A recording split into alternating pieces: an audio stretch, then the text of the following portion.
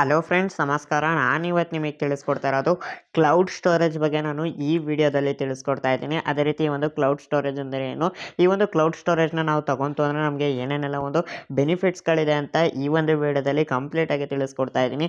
ಈ ಒಂದು ವಿಡಿಯೋನ ಎಲ್ಲೂ ಸ್ಕಿಪ್ ಮಾಡ್ದೇನೆ ಕೊನೆ ತನಕ ನೋಡಿ.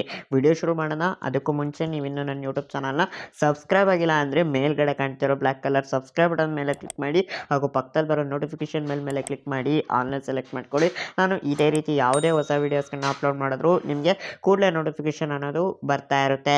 ಸೊ ಮೊದಲನೇದಾಗಿ ವಿಡಿಯೋ ಶುರು ಮಾಡೋಣ. ಮೊದಲಿಗೆ ಈ ಒಂದು ಕ್ಲೌಡ್ ಸ್ಟೋರೇಜ್ ಅಂದರೆ ಏನು, ಈ ಒಂದು ಕ್ಲೌಡ್ ಸ್ಟೋರೇಜಿಂದ ಏನು ಬೆನಿಫಿಟ್ಸ್ ಇದೆ ಅಂತ ಇವಾಗ ನೋಡೋಣ. ಸೊ ಈ ಒಂದು ಕ್ಲೌಡ್ ಸ್ಟೋರೇಜ್ ಅಂದರೆ ಇದು ಇಂಟರ್ನೆಟ್ ಬೇಸ್ಡ್ ಒಂದು ಸ್ಟೋರೇಜ್ ಆಗಿದೆ.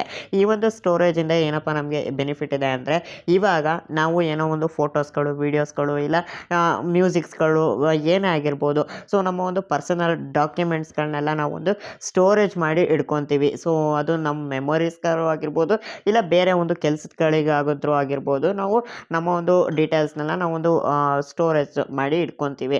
ಅದು ನಾವು ಕೆಲವೊಂದು ಬಾರಿ ಈ ಒಂದು ಪೆನ್ ಡ್ರೈವ್ಗಾಗಿರ್ಬೋದು, ಇಲ್ಲ SD ಕಾರ್ಡ್ಗಾಗಿರ್ಬೋದು, ಇಲ್ಲ ಮೊಬೈಲ್ ಸ್ಟೋರೇಜ್ಗಾಗಿರ್ಬೋದು, ಸೊ ನಾವು ಸ್ಟೋರ್ ಮಾಡಿ ಇಟ್ಕೊತೀವಿ.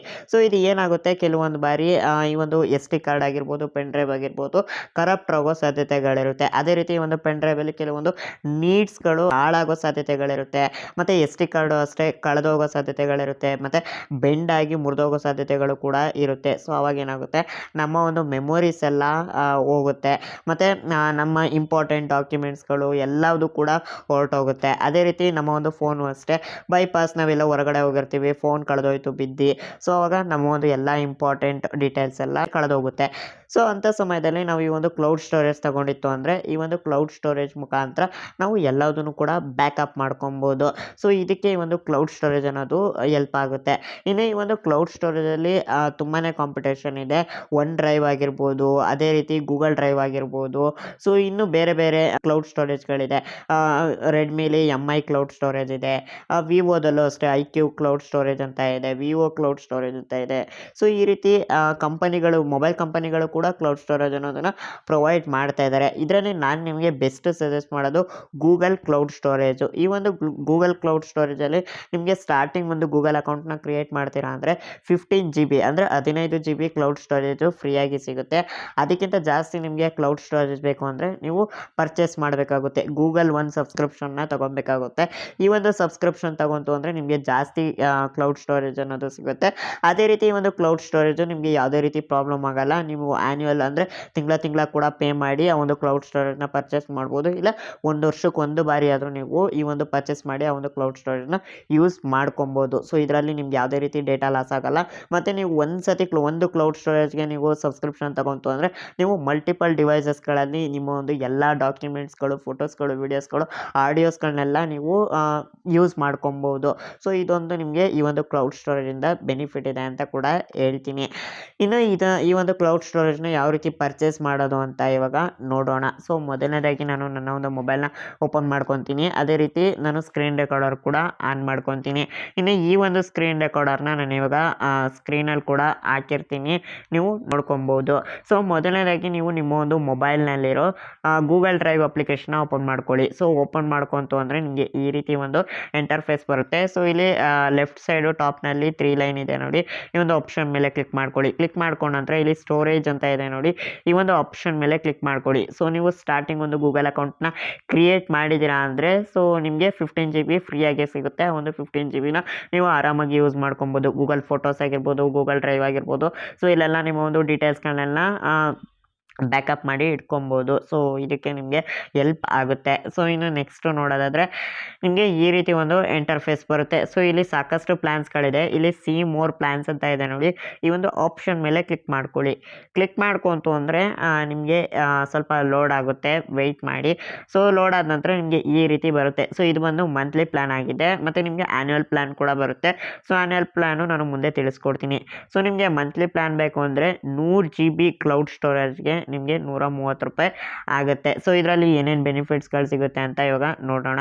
ಸೊ ಮೊದಲನೇ ಒಂದು ಬೆನಿಫಿಟ್ ಬಂದು ನಿಮಗೆ 100 GB ಸ್ಟೋರೇಜ್ ಸಿಗುತ್ತೆ. ಎರಡನೇ ಒಂದು ಬೆನಿಫಿಟ್ ಬಂದು experts access to Google experts, ಅದೇ ರೀತಿ share with up to 5 others ಅಂತ ಇದೆ. ಅಂದರೆ ನೀವು 5 ಡಿವೈಸಸ್ಗಳಲ್ಲಿ ಈ ಒಂದು ಕ್ಲೌಡ್ ಸ್ಟೋರೇಜ್ನ ಯೂಸ್ ಮಾಡ್ಕೊಬೋದು ಅಂತ ಅವರು ಹೇಳ್ತಾ ಇದ್ದಾರೆ.